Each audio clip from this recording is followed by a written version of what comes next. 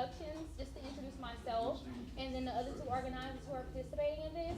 We're gonna have like a quick little run through of what's going on in our area, and then we'll be letting just them speak about how they are working with CCS issues in their communities here in Southwest Louisiana.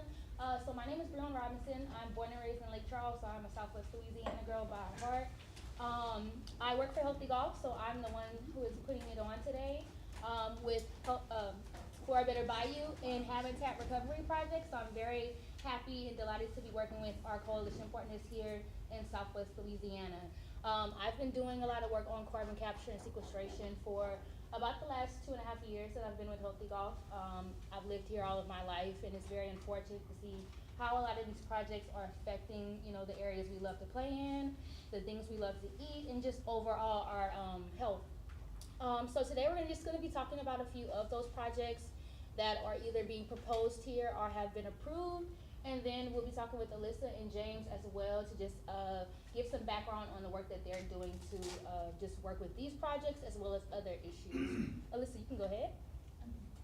Hi everyone. I'm so honored to be here in a room full of people who care about their communities.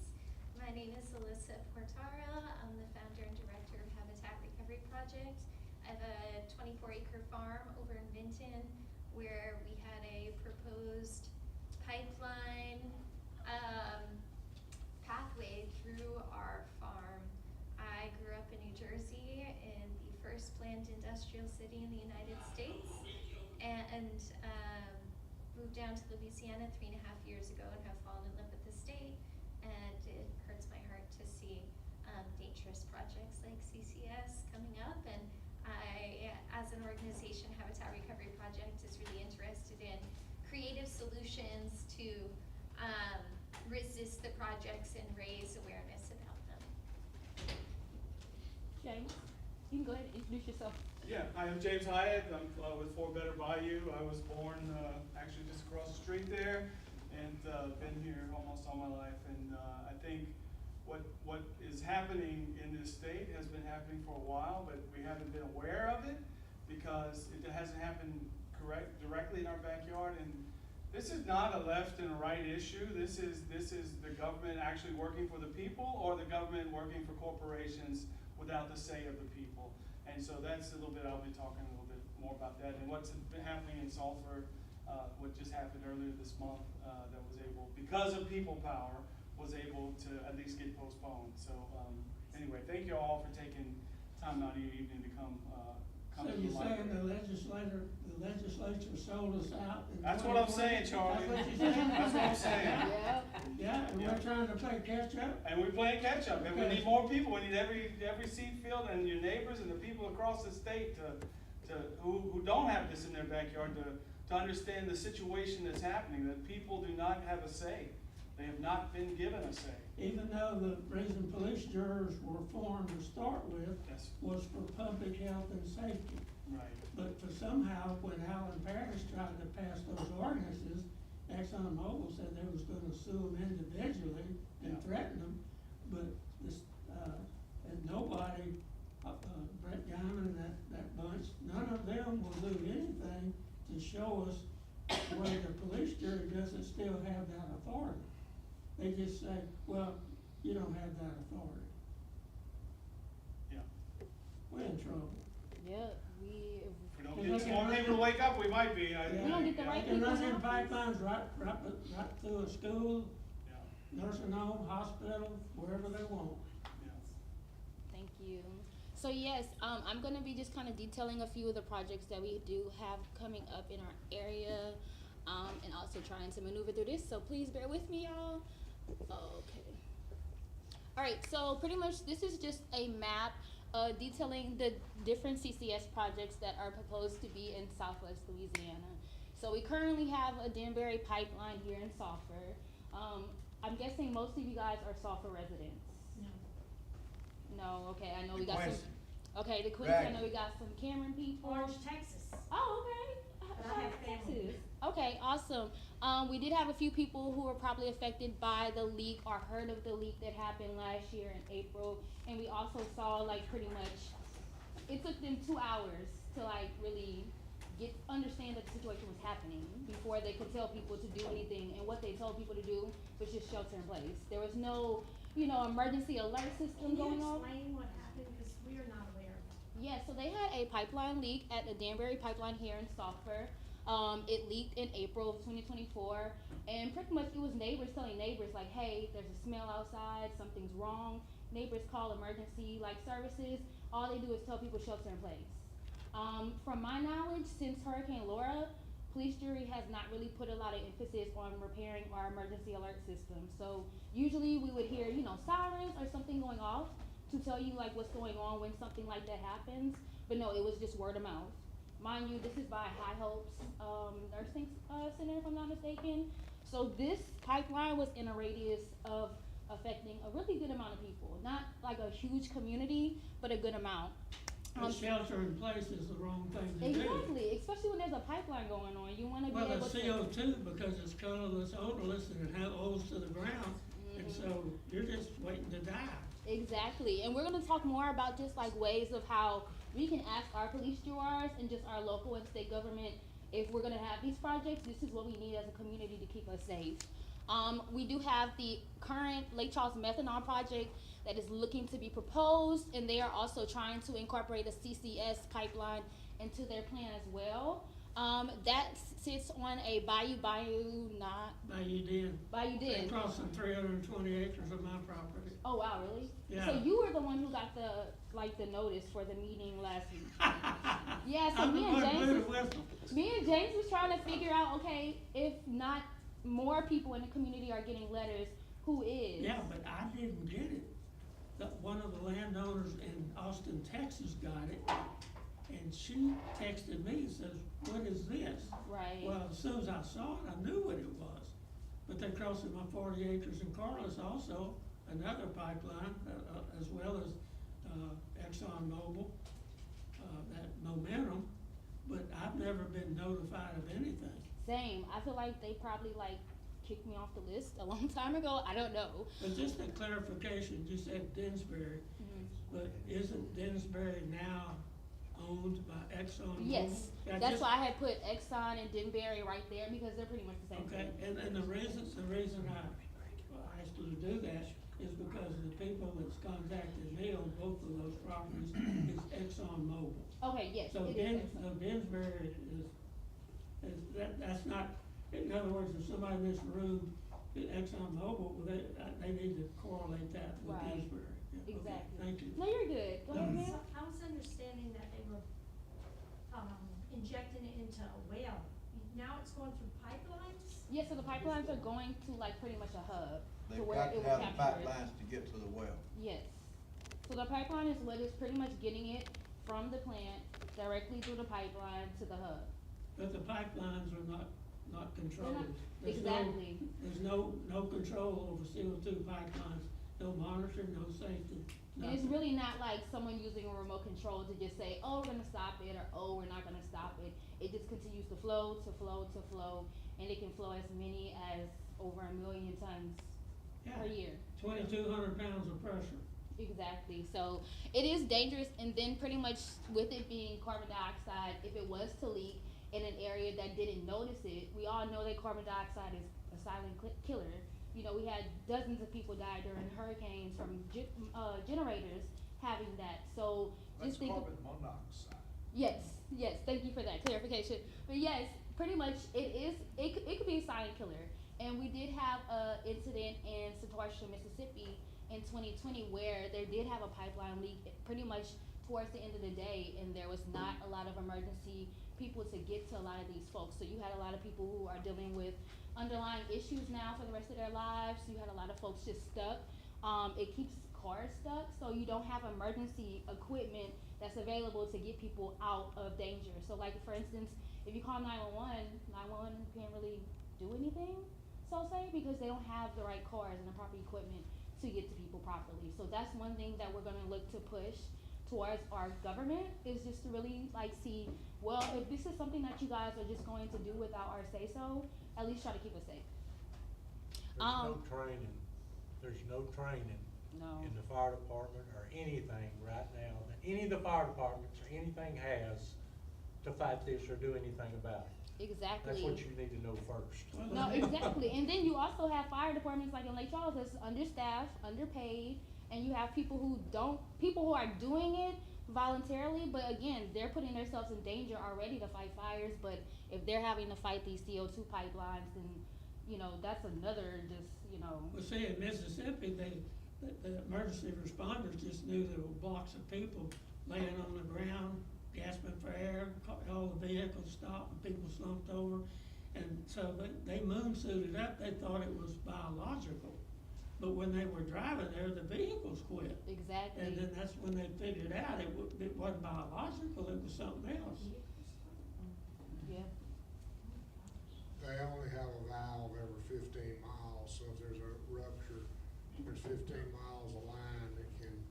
Even 15 miles is too far, that explosion in the I understand, port, but yeah. that's what the other side is promoting. Gotcha. Well, but the key issue here is that leak in Mississippi was a Dinsbury pipeline. Dinsbury wrote the regulations, which is volumes. They wrote the regulations. They were following their regulations to the letter. And this disaster happened, meaning there's nothing in the regulations for the pipelines or the wells or anything that protects public health and safety. There's nothing. I think we can agree that they're very ill-equipped. Yes. Okay. Okay, awesome. So, I have a go ahead. question. How many hubs, back to that, is there more than one hub, and where are they located again? So majority. 3 hubs Okay, in Beauregard Parish, 1 at Gaytime Pine, 1 at Topsy, and 1 on the Texas Eastern Road. The pipeline, they're trying to get a pipeline from Jeff Davis up to the Pelican just south of pipeline. 190, Pelican Pipeline. And they've They're threatened gonna, people, they're and gonna they've made a lot of sequester people the angry. carbon, they're gonna separate the carbon there and then send it up to a well in Allen Parish. And that's where they do what they need to do with that. To kind of help with time, I'm gonna go into detail with the Lake Charles methanol issue because that's something that's like a hot topic here in Sulphur. So pretty much they had a hearing on the 8th of September about this issue in the CCS component, but nobody in the community knew. This is how the pipeline is supposed to go up. It's starting right there.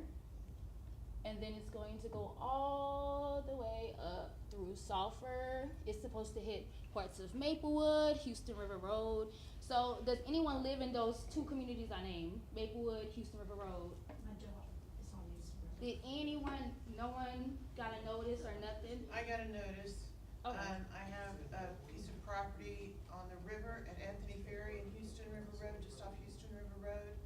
And after Les Farnham and our police jury, our city council contacted some politicians and they saw, anyway, they got it pulled. We only had like a week's notice that the meeting was gonna take place. In Baton Rouge at They that. called me after they canceled that meeting. And it was a landman for Lake Charles methanol pipeline. And he said, just wanted to let you know the meeting's canceled. I said, I know that, it was pretty instrumental in making sure that happened. And he said, okay, and he was gonna hang up. I said, whoa, wait a minute, I've got questions. Right. I said, what about the depth? Well, I don't know anything about that. What about, is it gonna go to my driveway? I don't know anything about that. I said, okay, let's see if there's anything you can know. And somehow we got to the point of,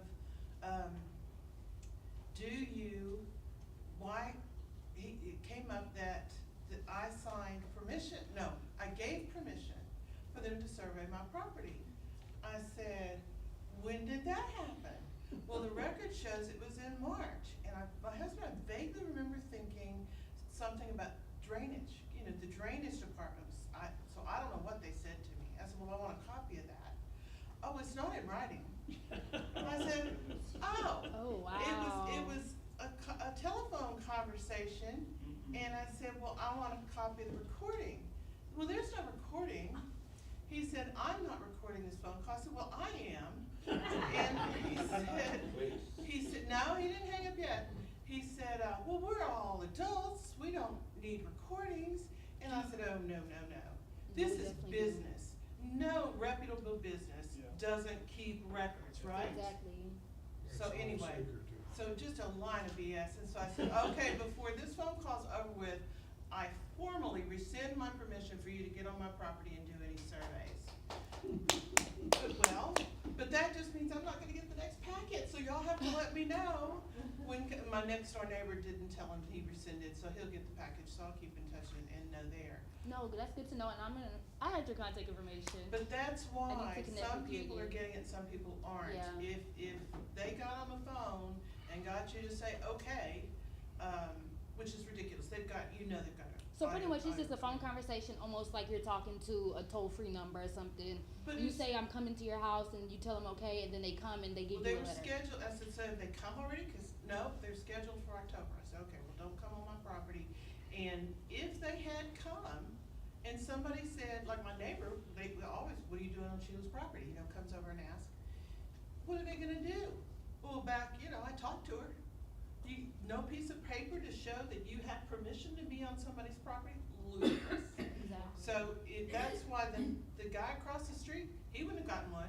If there's a rupture, he's dead. Exactly. So And see, it shouldn't be like that. It shouldn't be like if you say yes to, potentially putting it on your property, you get notice of when the meeting is. It should be everyone that is surrounded in that community to know, like, hey, And when can I we show up or pointed no? that out to him, he said, well, we don't know how far it's gonna happen. We don't have any way to know. Well, bullshit. They And did then that run also studies tells you and that they these know people don't live in our neighborhoods if they don't even know when these meetings are happening. And then Right. if they didn't even know this meeting was happening in Baton Rouge. Right. So Yeah. mind you, we're 2 hours away from Baton Rouge. This is on a Tuesday morning at 8, 9 a.m. o'clock. Yeah, People have jobs, people have kids, people have things that they have to tend to. I have a question. Mhm. All the Yes. names I'm seeing up here are major companies, right? Well, just Lake Charles Methanol too, Well, and That's Before I made it a into- company that's gonna make money, right? yes. Like $6.1 billion. That's pretty good money. Good change. All these companies are making money. Why are they asking to use government expropriation Yes. to get their right of way? Exactly, and Do then you they know don't what? give any, and then they have tax exemptions whenever they come There you from. go. I'm gonna give you the information why. I just texted a buddy who's still in the business. You know what a pipeline right of way costs right now? Should cost $1,900 a rod, There you go. You know how much a rod is? 16.5 feet. Oh, wow. Okay. A lot of money, huh? Yeah, that's a lot of money. $1,900 per rod. Yeah. Pelican, And a rod is how long? 16.5 feet. 16.5 feet. I think there's 80 rods in a mile. It's a tremendous amount of money, but number one, they cut their right-of-way permitting time in about a fourth of what it would normally take. And they save a tremendous amount of money using government expropriation. This is a joke, letting companies use government expropriation powers Exactly. to put in a pipeline for their benefits. Oh, no, I completely agree with you. So on but the that. whole purpose of this is to take the carbon out of the natural gas that's gonna be exported overseas, doesn't have anything to do with us. We get no benefit at all, we Well, just get. Yeah, we do, we pay for it. I talked to Brett Guyman last week, he said that there are 28 lobbyists in Baton Rouge lobbying. Oh, yeah, oh, yeah. This is the kind of money you lobby Well, for. y'all know, we've been to 3 meetings. We went to Forest Hill, we had one at Ragley, and I don't wanna misspeak, but Johnny has done all kinds of research, and you can go to my Facebook page, Till Singletary, there's multiple articles on there, but there's what's called 45Q. That's a government program started in George W. Bush II's administration, been through 5 presidential administrations.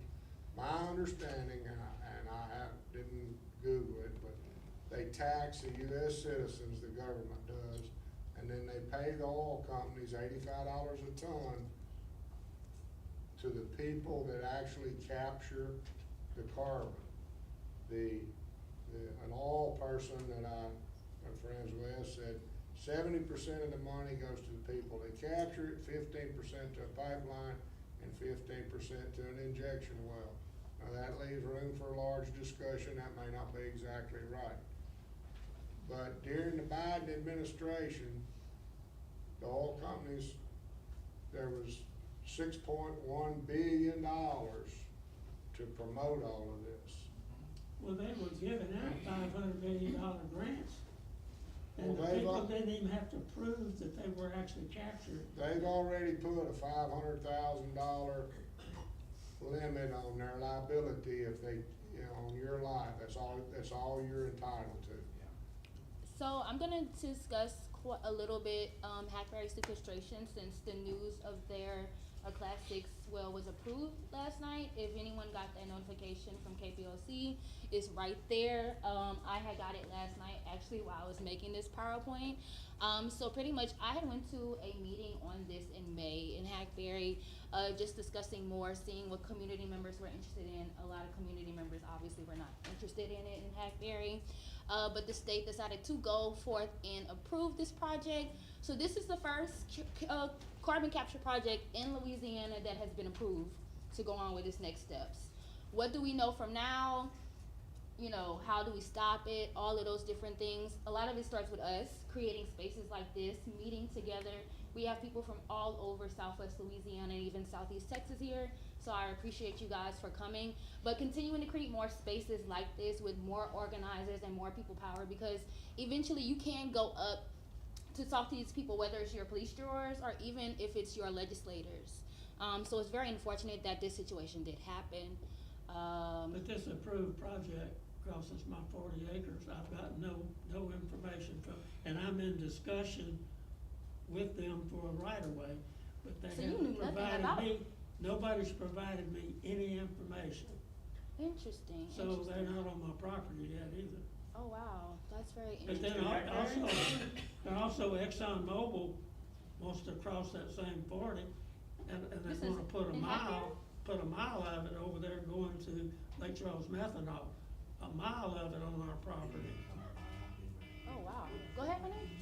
At this point, just out of curiosity, at this point, in cases like his where this is crossing his property lines, and he's in these discussions, is there at any point, plans for some type of legal team to represent all the, like, individual residents that may affect in that nature, or should everyone start like at getting? So what I've been discussing with our litigation team at Healthy Golf was whenever the Lake Charles methanol incident happened 2 weeks ago, it was very concerning because you could barely find anyone who got like a letter or a notice of, hey, this hearing is coming up. And usually in the past, I've even gotten letters just because I go to the hearings.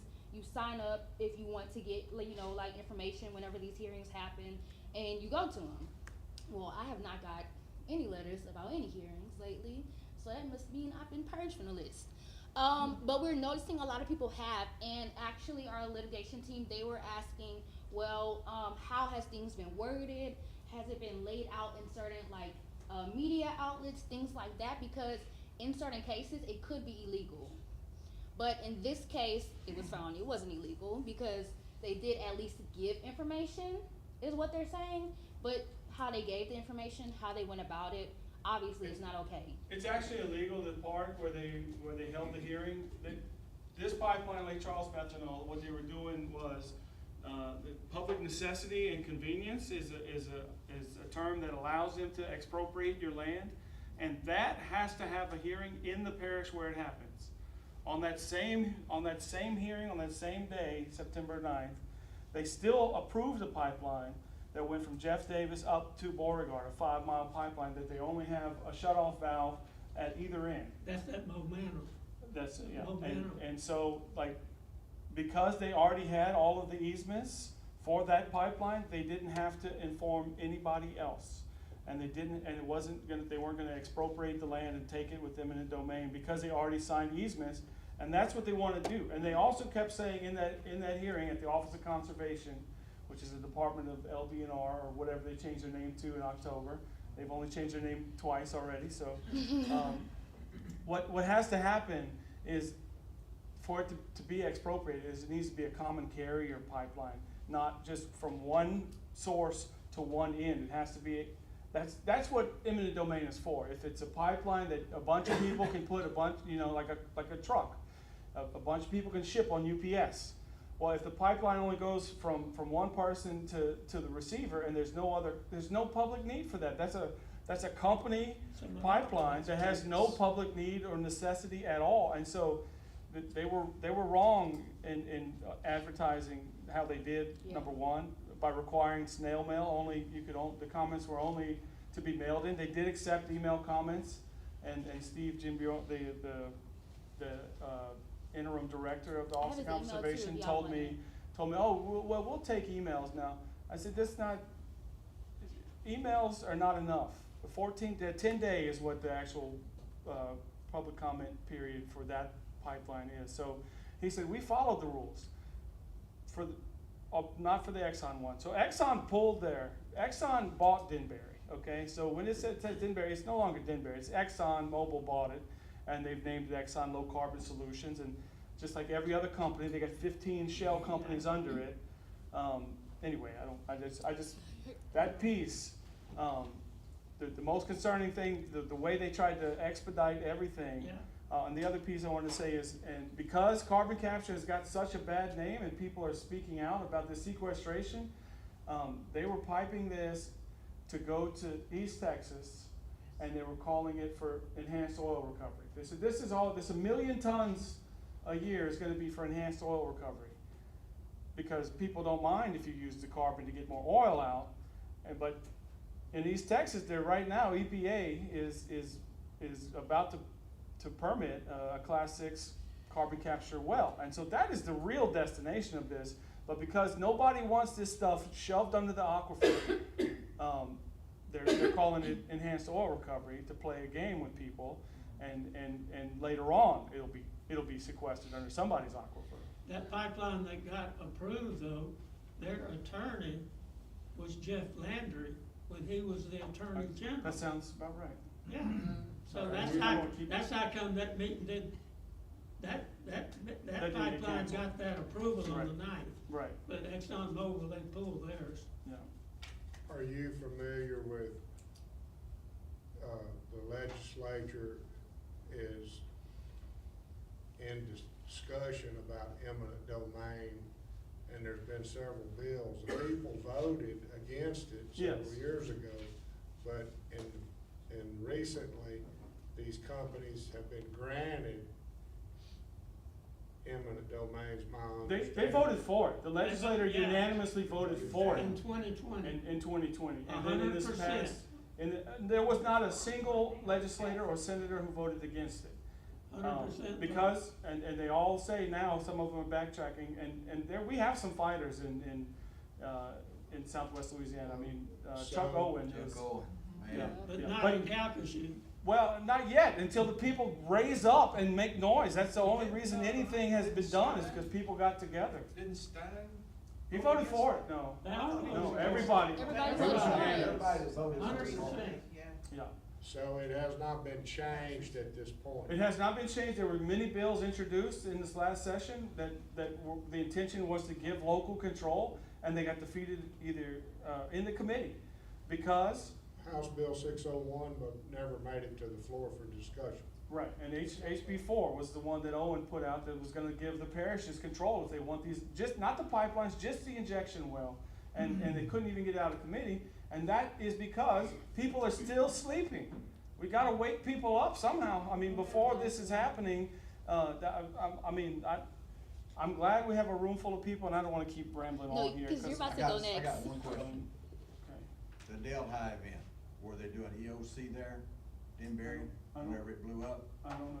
in 2020, you don't know? I don't know this. Okay, it blew up, they evacuated like 200 people from the area, it, killed small animals. Is it Tarsha, Mississippi? That was. Delhi, Louisiana. Oh, okay. In 2020. Oh, It was in Denbury, I was about to I didn't know say- if they were doing EOC at that time, or No, if they were actually it putting. was all for, no, there's been, outside of Illinois, there's not a carbon injection well in Texas or It hasn't Louisiana. been used doing EOC. Yeah, they were this Yeah. enhanced oil. They evacuated 200 families for 2 or 3 days, and had some livestock die and that kind of stuff. Yeah, sorry. No, you're good. It's actually your turn to talk, Oh. and then we'll move into Alyssa. But go ahead, ma'am. I want to say something. Now, you said Exxon has bought Denbury. Yeah, Yes. that, Okay, what I've read recently was that Denbury has had 13 leaks Yeah. in 17 years. It is that carbon pipeline, that green line, the same one that leaked just north of Sulphur here, an O-ring blew out, and that happened in 2024. That same line has more incidents than any other carbon pipeline has, and there's a lot. And where does that one run from to and to? I'll show Does you. that come out of Mississippi? It's connected to the same thing. There's many people are putting in carbon into it. Jackson Hole, Mississippi, Yeah. And you can, which got contaminated at one point. Yeah, they're just trying to find somebody dumb enough to let them inject it. That's part of it. Somebody they can buy. That one. Yeah, This they- one. So this, Money to get one. this, if you're not familiar with what we're talking about, enhanced oil recovery is where they take CO2, they inject it down to where the oil already is, in a pore space where they've already pumped all the oil they can, they're trying to get the rest of it, whatever's clinging in the pores. And then it comes back up. Now, the difference between oil recovery, enhanced oil recovery, and carbon sequestration, there is no comeback up. Okay? It's to be injected under here for eternity. That is I don't know if you believe in anything injected underground where there's a million pipelines already coming up, it's gonna stay down there, but that is the sequestration plan. And so, what they keep telling us, what the DNR keeps telling us, they brought this big model out, to show Allen Parish, it's got to scale, they showed a section. They drill a test well, a class 5 well, to find out exactly what they have in this place. What exactly is in, half a mile over? They don't know. They've done soundings. They put out the seismic, and they're able to detect if there's differences in the returns. But they really don't know if the pore space that they're picking is going to be able to contain the CO2 for eternity, and they're going to keep pumping in that same place, and it just doesn't make any sense. 250 million tons is what's been Well. proposed at. Yeah. What zone is that? Which What zone is, what under, sand? I don't know what sands they're pumping in. It depends on which Wilcox. Several people have requested a map and they won't give it to them because they claim that's Classified. It's- classified yeah. information. Well, you say where they're Confidential. capturing, where are they capturing the CO2 from originally to put it in the pipeline? It's different places. Most of these sequestration wells are the new ones that they're wanting to do are for new build. No, not the wells. No. Well, so this one, so right now at Cameron LNG, they have to take the CO2 out of the stream in order to freeze the LNG. There was a reason they picked Cameron LNG to be the first one. It's a single point injector, single point creator. Now, if you went to the deal, listen, it had a dotted line that tied up to Denbury, but for the original permit, one place of creation, one place of sequestration. Now, that's not by mistake, okay? It's the easiest one to get, so that's the one they went That's after. what they went for. Yeah, and so they're already separating CO2 from the natural gas because it freezes at a different temperature, and they have to get it out so they can freeze the gas to liquid. And so right now it's getting vented to the atmosphere, and so that is that source. But every project has a different. There's ammonia plants in the river parishes they're talking about. This methanol plant, they're capturing it. It's not off a stream, although there can be contaminants. It's not in the permit. It allows for it's not 100% CO2. It allows for a percentage of hydrogen sulfide, other stuff. So when they keep saying, oh, it's just carbon anyway. The main point you already made is existing wells, abandoned wells in particular, which the state DNR man that was in the Ragley meeting already admitted that the state has failed to monitor, is the #1 place that the CO2 leaks from an abandoned well because of deteriorating concrete and pipe. And they don't have the workforce to monitor that. pretty much like you said, You know that's how gonna many be our abandoned concern. wells there are in the state? We're gonna have to be Oh, able 40 to, well, they don't monitor it already. 113,000 abandoned wells. There's 113,000 abandoned wells. 421,000 existing existing There's wells. 4,500 orphaned wells that these companies, ExxonMobil and others, sold to a smaller company, sold to another smaller company, and that final company, the whole design was to go bankrupt. And then who is responsible for plugging, and it costs like $1 million to plug a well? The taxpayer. So the oil and gas company got their profit, got their return, and then who's gonna be left? And there's 4,500 of them just in Louisiana that are orphaned. Could I? Sure. And answer a question that was asked earlier, they talked about where's this stuff coming from? It's coming from everywhere. It's coming from Okay, the ones that they have in the southwest, Calcasieu, and you're talking about doing, they already got that whole hub, it's Beaumont, Port Arthur, Yeah. Orange, wherever they can get it. Also coming from Sabine Parish. Exactly, and they're It's saying worse- it's that, worse than and that. our They- governor they do import it from has foreign committed. countries. Well, they're talking about it, but our governor has committed to taking up to 40% of the nation's CO2 that's gonna be sequestered. Good. Yeah. And have anybody heard about that? Has that been? Yes, in- that's But- what I heard. Yeah. He said in a meeting week before last that Fields wanted that. I haven't found anybody in the Fields, Quincy and Starks area that's for it. I don't know anybody I don't know anybody that wants that this. is Most for people this. don't know about it. They don't know about it and they don't understand. It's a little, it's, And you if know. it's people that They say- want it, it's people they that's say not what Cameron living in wants, our and all- communities. Everybody I talk to in Cameron, they don't want it. The only people that I know that do want it in Cameron are the landowners that are gonna get some. Get somebody who's gonna get Exactly. some money and the companies that are gonna get some tax credits and some money from the taxpayer again to. But They're not gonna get no money, Cameron it's gonna Police be a Jury's tax credit. representative. That's what they didn't tell us. Representative wants You're not it. gonna get no money, you're gonna Ryan get a tax Barth credit. wants it. The representative for Cameron does, Yeah, he yes, does yeah. want it. Well, I think that's part of the issue, is like it was a unanimous vote Yeah. in 2020, because people didn't understand, the representatives didn't understand that you can say it's jobs, jobs, jobs. Oh, we gotta do this so we can get more jobs. The truth is, the people care more about clean air and clean water and a place for their children to grow up the same as they did than they care about, getting some more of these jobs, you know? There aren't that many jobs.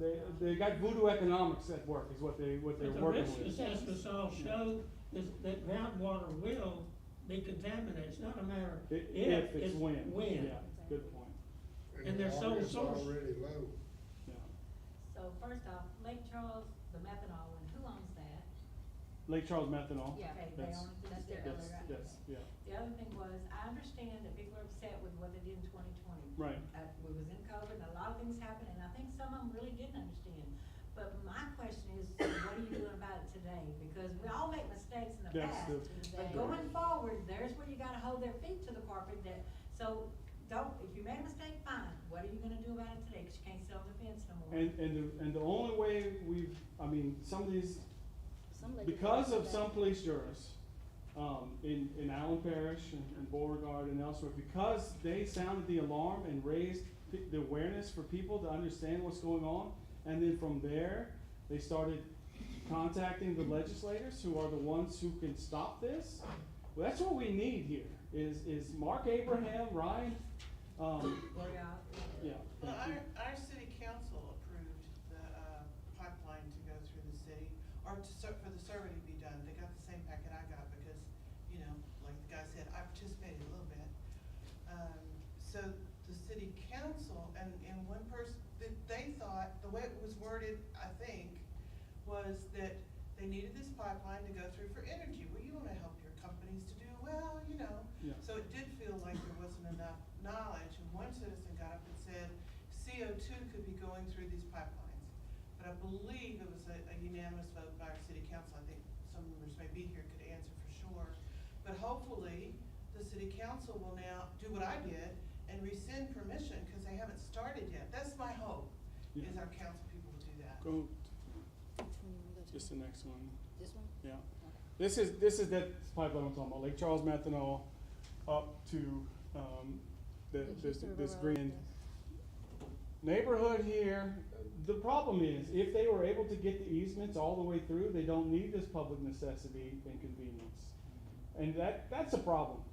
At 2,900 pounds on a 12-inch line, if it were to rupture, will go much farther than the landowner.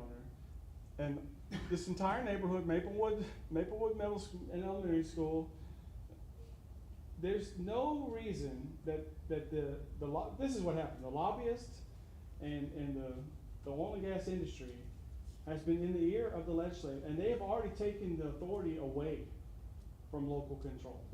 The police jury has tried to, in Allen Parish, put a moratorium, put a way to reassert control over what's happening in their parish. And they we mentioned already, got sued by Exxon and had to come off of that. Now that's the most un-American thing I can think of. I mean, that should not have been. Let me interject just a second. Sure. The police jury tried to get the state to pass the law. That's right. To give them the authority. That's Our right. legislators have let us down, people. That's right. They have let us down.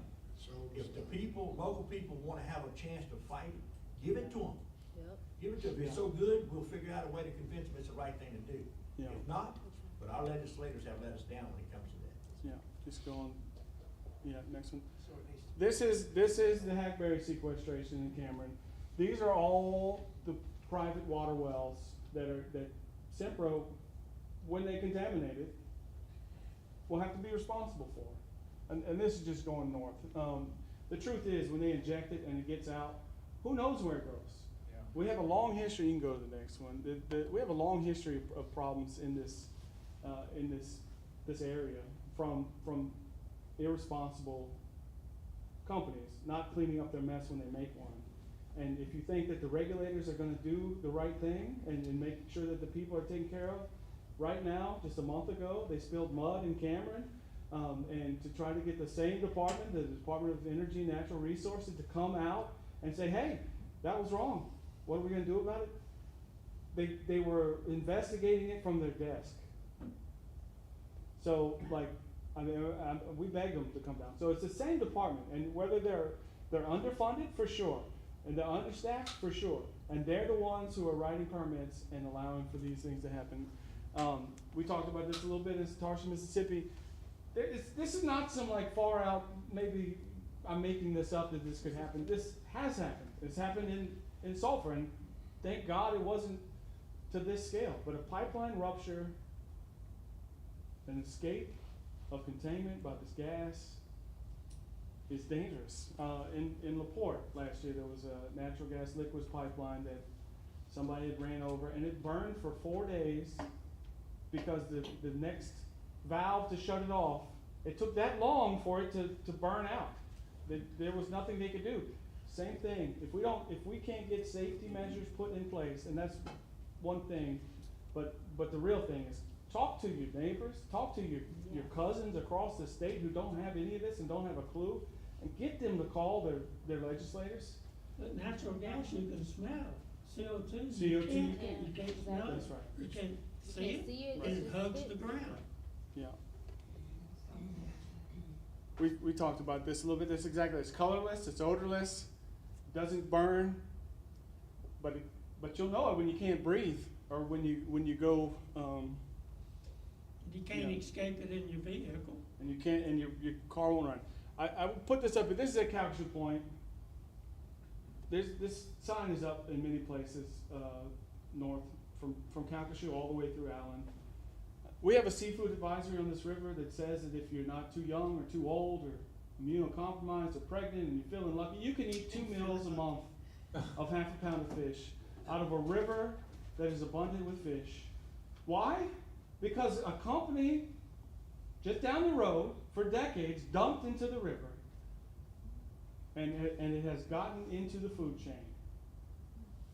This is what happens when companies are not held accountable, where a lot of this fracking is happening, the gas comes from.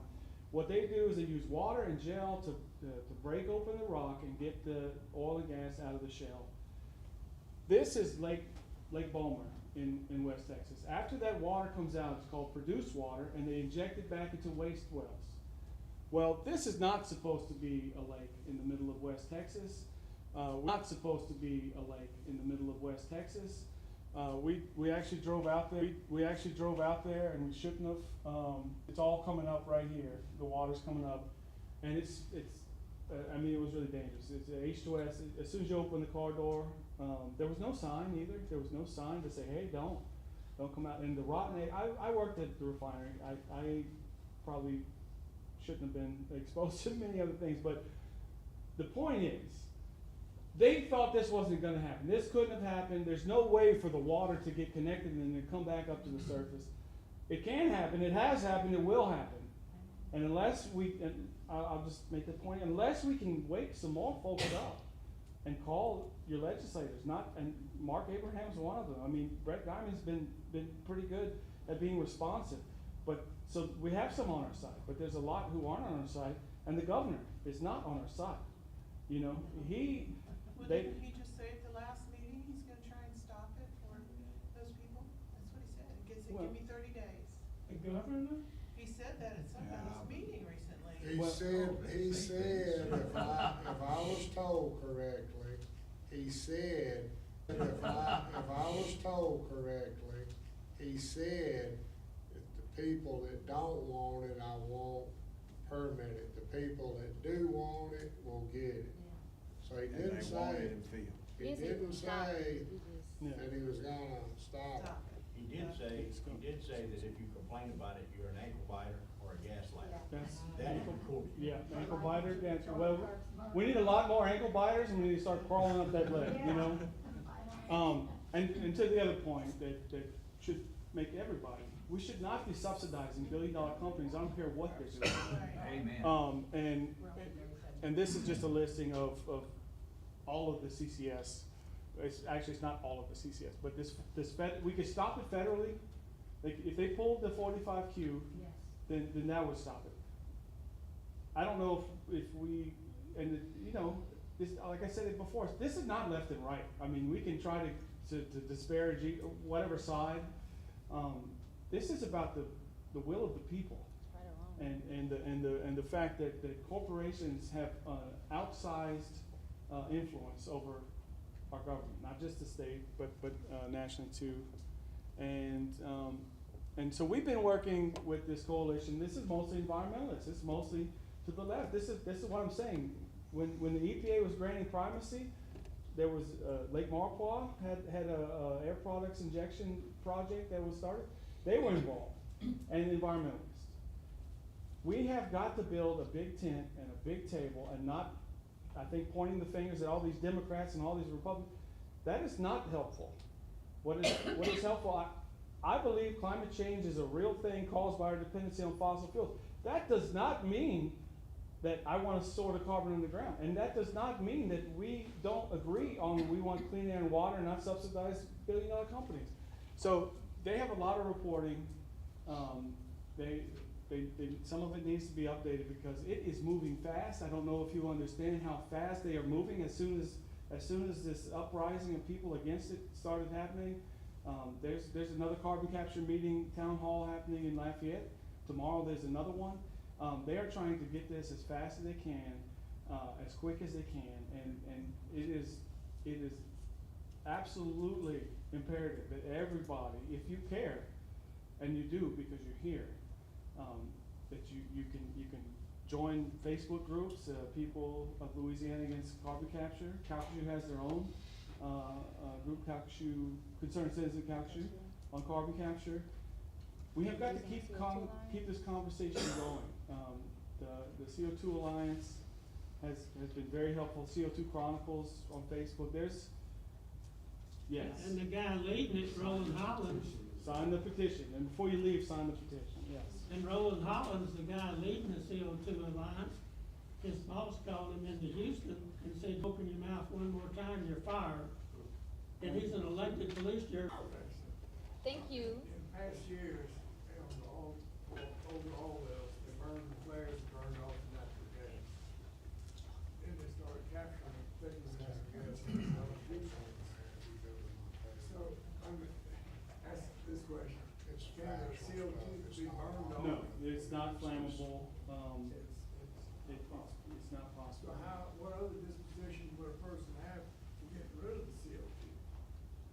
I mean, there's other technology that they're working on, like the cement plant storing it in rocks.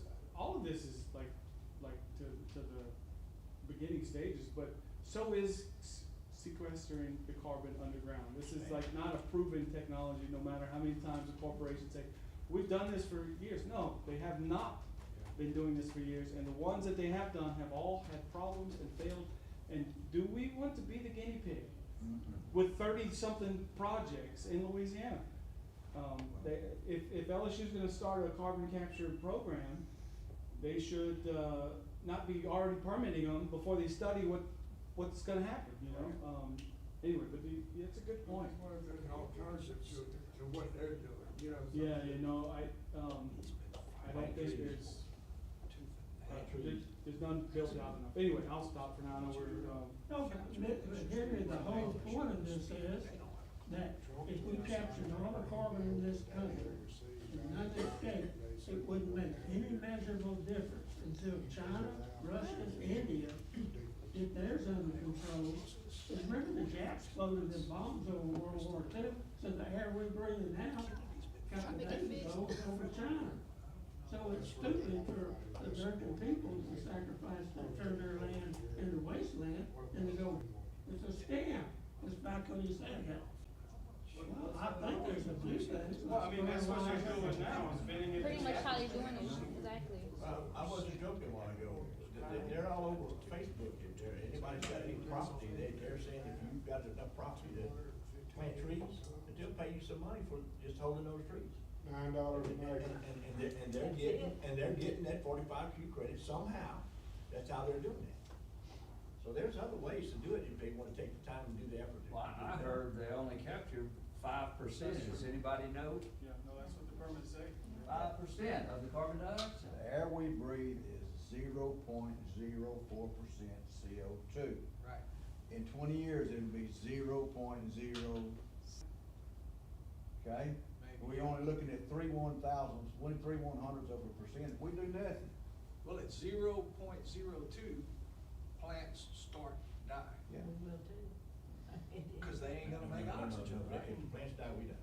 So we're saying that there's really not a need to sequester CO2? Is that what you're saying? That's.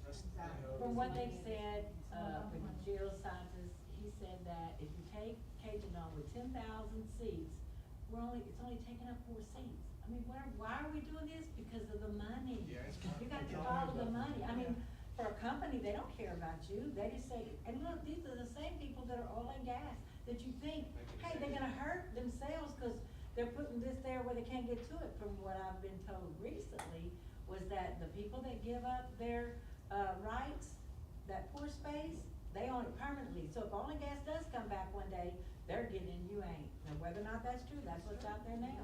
Go figure. I mean, they wouldn't be doing it if it wasn't something about the money. Well, and the major part of the money, there's billions of dollars that's unaccounted for. And what Jeff Lanter's done is he's run all this CO2 stuff through and hidden in the Department of Wildlife and Fisheries, and you can't FOIA the information. We've FOIA'd them and we got nothing. McDonald said, I can get it, then. So where's the They transparency? didn't, they accused him. There is none, there is none.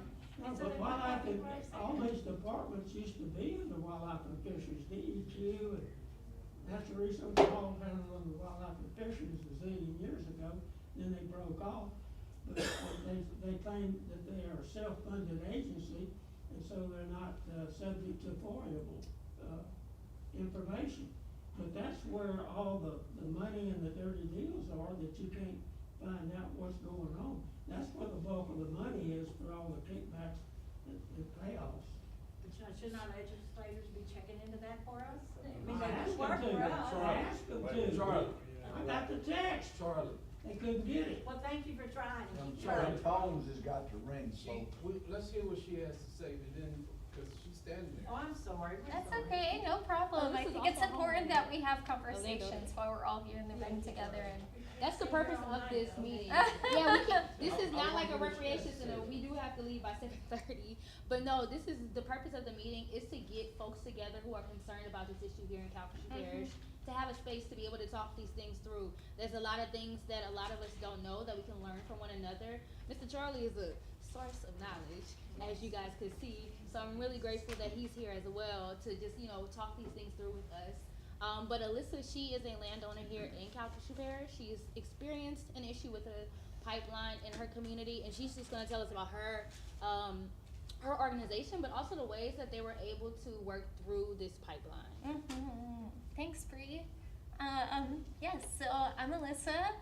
I'm the founder of Habitat Recovery Project. I also started the Calcasieu Concerned Citizens on Carbon Capture Facebook group, which I think some of you are in. Habitat Recovery Project was founded in 2018. My husband and I bought an abandoned junkyard in Pennsylvania, and we restored it, took 40 truckloads of trash off of those 23 acres and planted trees. And Nestle ended up sponsoring those trees because of the mandatory carbon credits that they had to purchase. So we got compensated for regenerating and protecting our land by planting trees, which I think loops into this conversation as well. And when we're in a place where Evergreen Sequestration Hub is 20,000 acres of forest that they are going to be putting hundreds of injection wells into, there needs to be a conversation as well about, can we sell carbon credits off of land that we can protect and monetize it that way for our local government, rather than exploiting it with dangerous industrial production. So we are a tiny team of compulsive solutionists who all met as artists many years ago. Next slide. This is my home over in Vinton.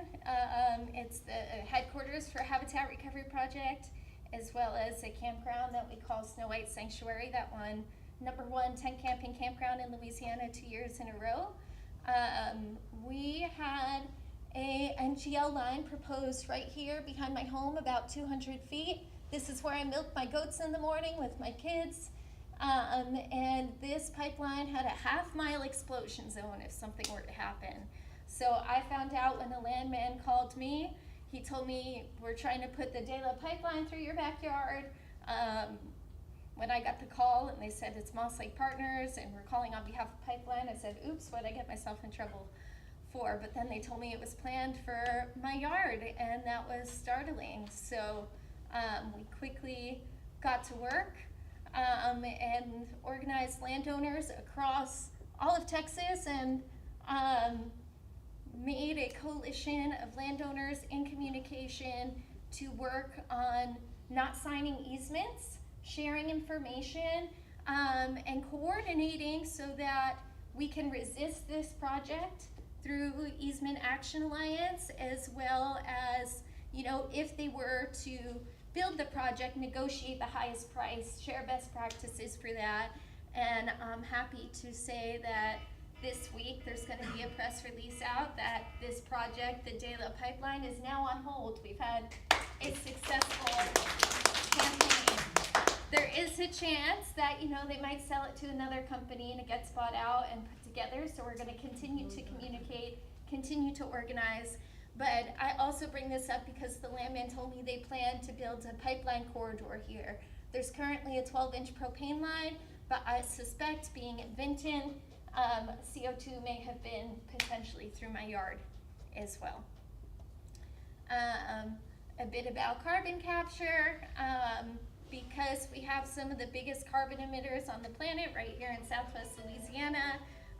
Specifically, there are posts in there every day. So whenever there's a meeting or a call to action, people are really great at sharing really informative posts, and I hope that we could all continue to organize in this space. My organization produces a podcast called Gulf Rising.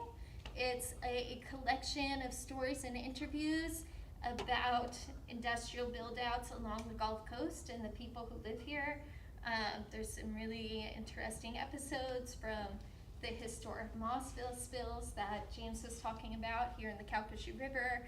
Our organization just nominated the Calcasieu River to become one of America's most endangered rivers, and it did get the designation. So we were proud to have that as a successful campaign. As James mentioned, there's a lot of historic spilling, but there's also many companies like Westlake Chemical that are still allowed to spill as many dioxins into the water as they please. So This is something that we see, and I'm glad Carbon brings us all into this conversation about protecting our homes, communities, waterways, and we can hopefully expand on that to be more inclusive and continue to protect. Our latest episode on Gulf Rising is called How to Stop a Pipeline 101. It talks about the efforts we did, like organizing landowners. We also built a church on my land out of all natural materials, Cobb style, right next to the pipeline route, and had over 60 people from all over the country from contaminated communities who had the flaming train of East Palestine, Ohio come through their backyard, the Mountain Valley Pipeline watchdogs all come down and get their hands on this and pray over it, and it was really special. We also have Bold Alliance on this podcast episode, Jane Cleve, who was able to organize through her organization and stop CO2 pipelines in the Midwest. So she's got some wisdom to share there. As I mentioned, we like to get creative, and as an organization, we realized that we could fight these projects, and that's one way to handle it, but also we see the importance of trying to build and protect instead of just fighting. So we have been working with Fishermen of Cameron over the last year and a half. Over the last few months, we've been having this conversation of let's not just fight, let's build. Hopefully that difference has been felt. But this is a quick video that talks about the dredge incident that's happening. Venture Global, who also has proposed CO2 injection wells in the middle of the water where fishermen would be most exposed if it were to leak. The fishermen have come together over the last year and a half, and at first they were very quiet, and now I have been hounding them for many moons that they are the experts of the ecosystems and that their stories are important and what they're witnessing is truly valuable, and their testimonies can be wielded. And we have collected testimonies from over 30 fishermen. We have collected trip ticket histories from over 50, and we're able to delay the construction of the largest gas export facility, CP2, more than 9 months, using those testimonies along with groups like James's Better Bayou and Healthy Gulf, suing FERC, the Federal Energy Regulation Commission, and having that as evidence. So I'll play this video real quick.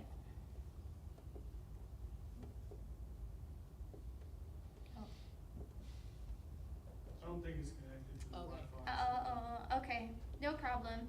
Well, this just shows some of the citizen science that the fishermen are working on.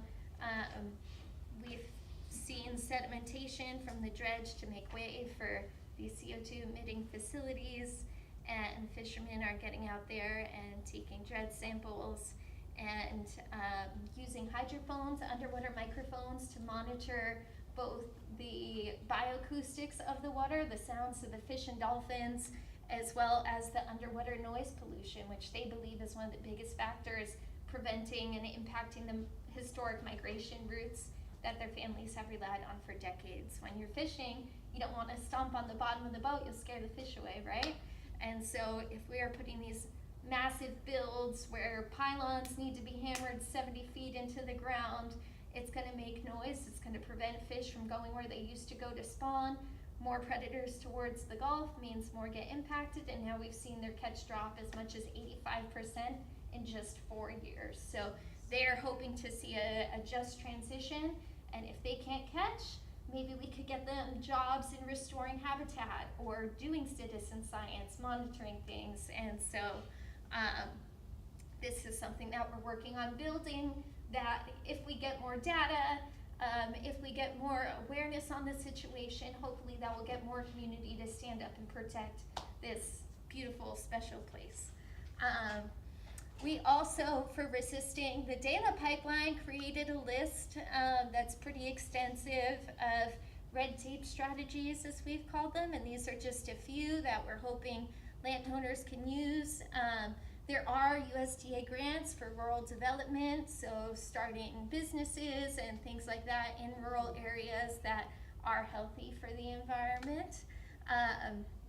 You can register big trees. We registered one of our trees that was very close to the proximity of the route, and it was the biggest beech tree in Calcasieu Parish on our farm. So little things like that could create more foot traffic for us as a campground. And then also, if they were to put this pipeline forward, we say this is a champion tree, you can't cut it down, or maybe even go near it, and hopefully they would have to reroute, which costs them more money. And if everyone along the route finds ways like this to make them pay more, then their banks are gonna be feeling that.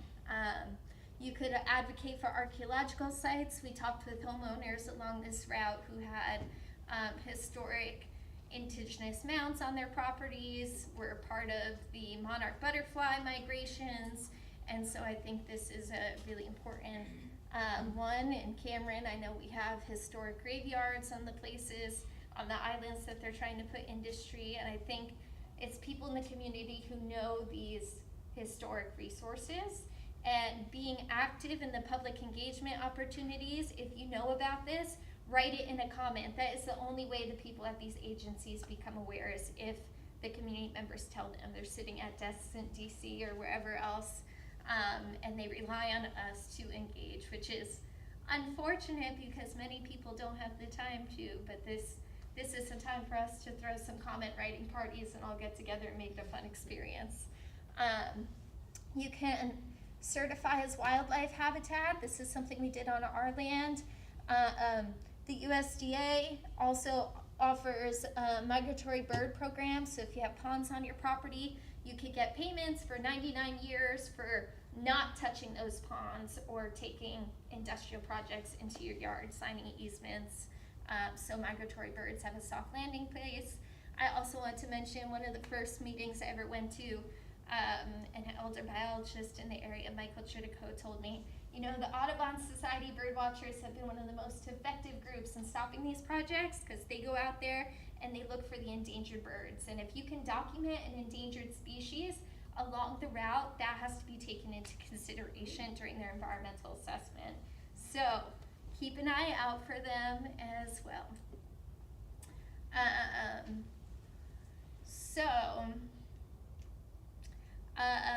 One of the things that was our main objective with organizing people together in the community is to be able to advocate for better safety and more regulations. As Bree mentioned, there's opportunities to do this.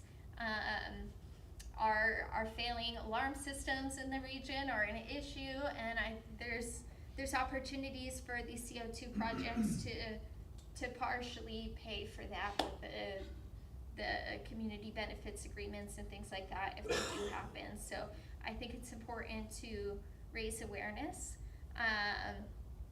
But the alarm systems are useless because there's no monitoring to trigger the alarms. Absolutely, And yeah. so that's why we want real-time, full-time monitoring, but we want the monitoring to show up in the police jury's OEP center, Yeah. so that the emergency responders can monitor the pipeline. They're not waiting on some guy, That's right. one operator running 500 miles of pipe to catch something.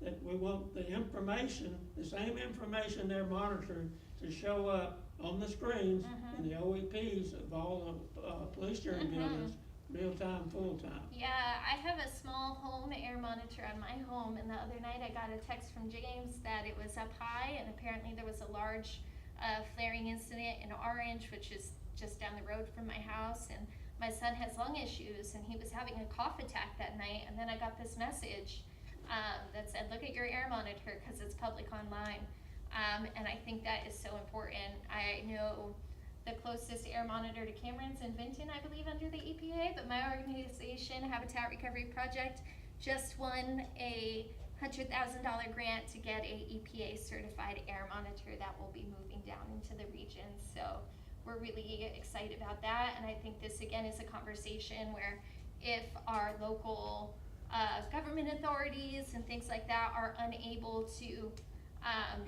do the monitoring. If industry doesn't want to, maybe we could lean on our nonprofits and come together and co-write grants to No, the try and get this regulations- funding. Regulations require some monitoring, but it's only to them.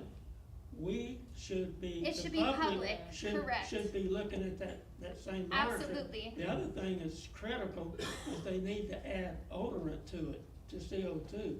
See, natural gas, the industry went through the same thing CO2 is till it killed a bunch of kids at the schoolhouse one time, and then they put stinkum in it. Yeah, And that's so a great CO2 idea. would, if you could smell it, then that would trigger the alarm systems. Yeah, And and little kids could turn it in. that's important, and I think you should write that on a comment, and this I is did. important for They us don't wanna hear it. to all write it in on a comment together, right? If we're coming together like this Call on the for it. regular, then we Tell can me. be Alan flooding them Parrish, with, hey, Alan we Parrish demand this. even passed some ordinances doing all of that, and ExxonMobil dropped the hammer on them and got the top guy Yeah. almost fired. He's just hanging. My first experience fighting a pipeline was in New Jersey, where I grew up, and I held a political seat on the New Jersey Association of Environmental Commissioners, which was an appointed position. And we had the Tennessee gas pipeline, which comes all the way down here to Louisiana. And we organized a whole stripe of towns across the state to all pass ordinances to say, we don't want this pipeline, but they went above our head to the state, who said no, and then they went to the federal government, who said, we're doing it, right? And then that came through our main wetlands. Like you just said, all the elected officials, all of them, have sold us out. Transporting gas higher than they were permitted to, using temperature guns, and it was going through our main wetlands. But And do they have eminent domain up there? they do, I believe. Everywhere they put Yeah. it, in every state, they lobbied and got eminent domain. Sir? Every state that they've gone through to put the pipelines and put the wells, eminent domain was their main issue.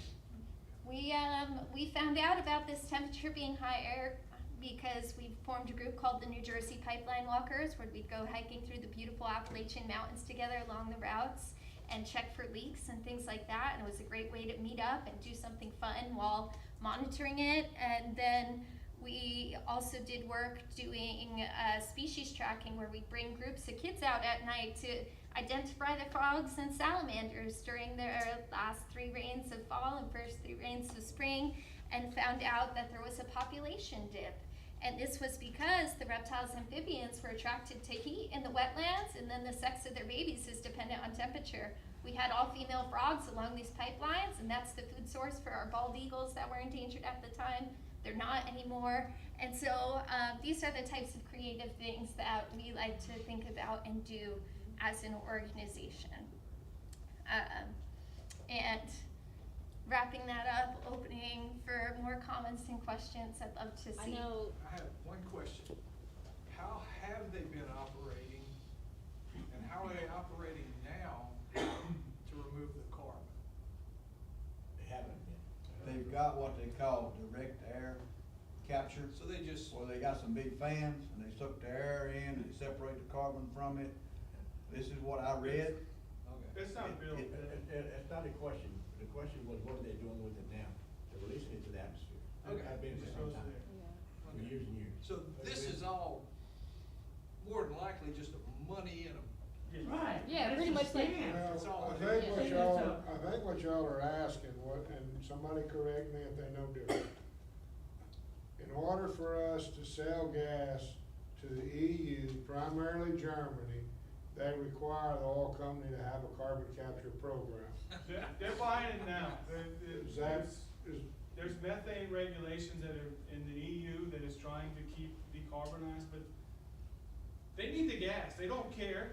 They don't buy it from us, But they is buy that it why from the this came about, other than, I mean, the green deal? It came about, and it was oil and gas pushing this too, like, you could blame, anytime they can capture money, that's what these companies are good at, they're capturing governments and capturing taxpayer money, they're not, they don't know nothing about I capturing. understand.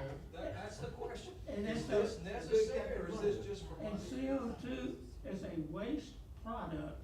There's You're no making incentive. CO2 right now. There's no I'm making incentive to keep CO2, it. right? there's no incentive to keep it. If it escapes, they Well, get paid to capture it We again. all make CO2 every day while we breathe, My point is, but that's the thing. CO2's here, but when you capture it and concentrate it, It's a it different thing. becomes a detriment to my life. That's right. 80% of what we're breathing is nitrogen.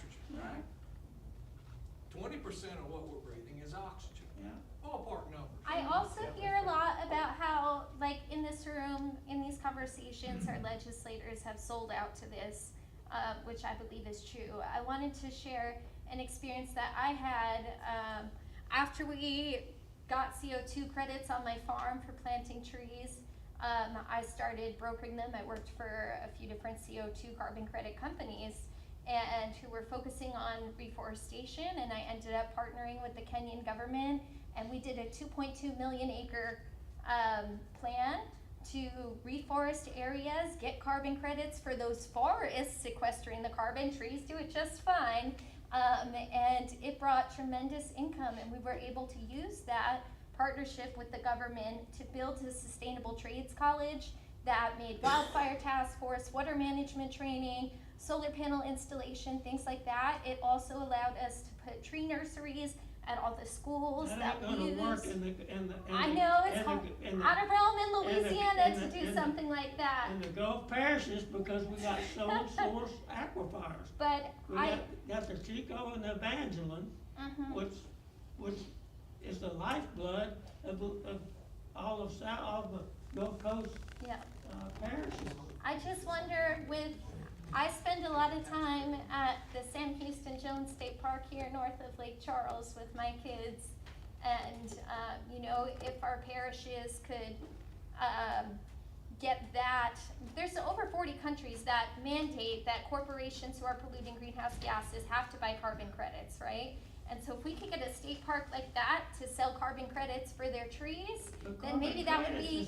It's all a scam, and that price gets pushed down on you and I. We pay that hidden cost, and it doesn't solve any problems. Sorry. Question, you said you got $100,000 grant for a monitoring system, is that correct? Air monitoring, correct. Couple of questions. One, who's the agency or organization that funded that? It was a passed down grant. The EPA gave it to another nonprofit organization who was looking for sub-grantees, and we submitted to get an air monitor because that's what we heard from the community who are constituents that Question they number wanted. 2, is that monitoring system connected to the parish so that, how does that operate? Yeah, we would love to connect with the parish about it, but at the moment, we're getting courted by a few different companies. There's at-home air monitors you could get on Amazon for a few $100s or less.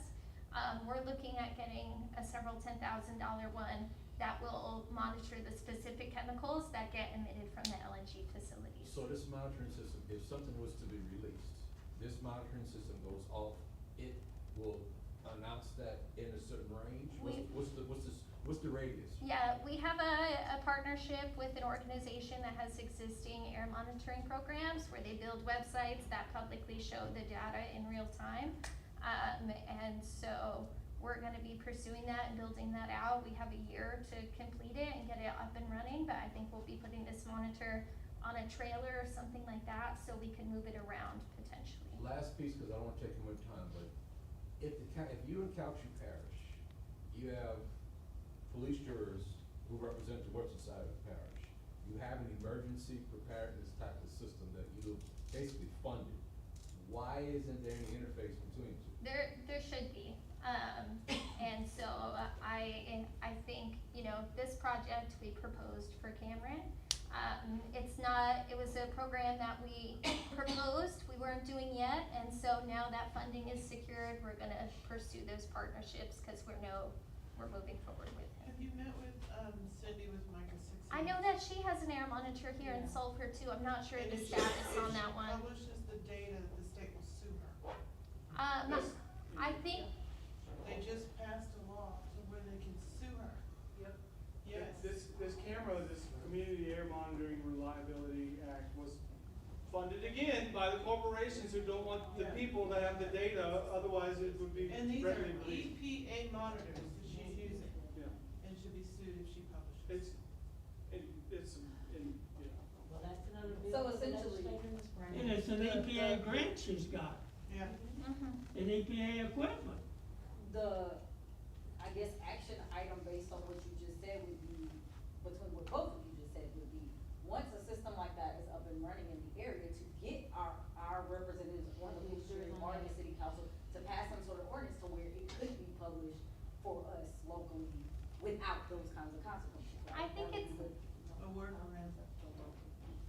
Now, I do have a question for any of the people that live in this area. There- Has anyone got like a legislation mailer you can from find. Healthy Golf You just gotta on get like right. CCS, on like the Which you safety could. of, you know, safety concerns, things like that? Okay, I'm gonna have to talk to the people back in New Orleans about that. But we do have an action alert. What I'm gonna do is, if you guys are a part of any of the Facebook groups that we have, please lock in on that. If you're not, I'm gonna post the link to that action alert, and that is pretty much a first step for us to move forward with these things that we're talking about. The action is going to go to our police jury president as well as our vice president on just different like safety precautions. It's already gonna be written for you, but if you wanna write your own stuff, by all means go. But once you submit it, it will be sent over to Jud Bears and Mike Smith. And what about the legal, at the beginning of the meeting, is there any legal action that's started? Not that I know of. Okay. Not that I know of. When Just we went to the meeting in Forest Hill, they had hired a lawyer and a geologist. Okay. Hired a geologist. Is there any more questions? Cause I think the library people is like eyeing us, like it's time to go.